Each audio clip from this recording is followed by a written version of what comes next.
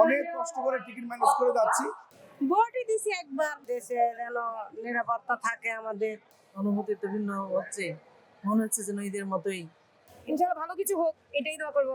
Level playing field আছে এবং প্রত্যেকটি মানুষ উৎসবের সহিত ভোট দিতে যাচ্ছে এবং আমরা লক্ষ্য করছি যে গত কয়েকদিন ধরে মানুষের মধ্যে উৎসব এবং আনন্দ বিরাজ করতেছে এবং সবাই আপনার ভোট দেওয়ার জন্য প্রস্তুত হয়েছে।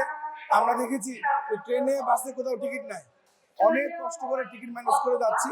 সাথে আমার বাবা আছে, আমি রাজশাহী যাচ্ছি এবং আমরা সুষ্ঠুভাবে ইনশাআল্লাহ ভোট প্রদান করব। হিউস্টনে রকিং টেস্টি, সীমানা ছাড়াও নিজেকে হারাও। ভালো লাগতেছে জন্য তো যাইতাছি দেশে ভোট দিতে, রাজশাহী যাইতাছি ভোট দিতে।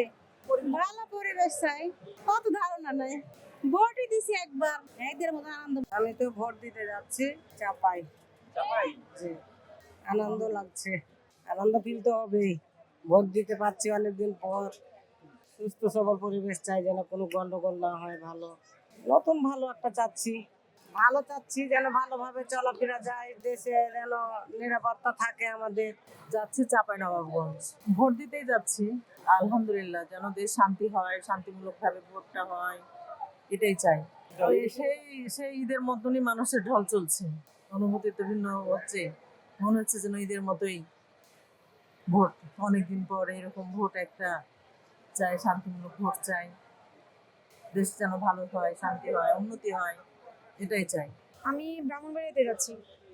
আসলে ব্রাহ্মণবাড়িয়াতে যাচ্ছি, আমাদের নিজের বাসায় যাচ্ছি এবং ইনশাল্লাহ যদি ভোট দেওয়ার থাকে ভোট দিয়ে আসবো ইনশাল্লাহ। ইনশাল্লাহ আশা করছি তো ভালোই হবে। এখন নতুন সরকার ব্যবস্থা আসছে, এখন বাকিটা আল্লাহ জানেন। তো এই অবস্থায় আশা করি ইনশাল্লাহ ভালো হবে। না, এর আগেও তো, হ্যাঁ আমি মনে পড়ছে হয়তো দিয়েছিলাম, আমি ভুলে গেছি অনেকদিন আগে তো। ইনশাল্লাহ ভালো কিছু হোক, এটাই দোয়া করবো।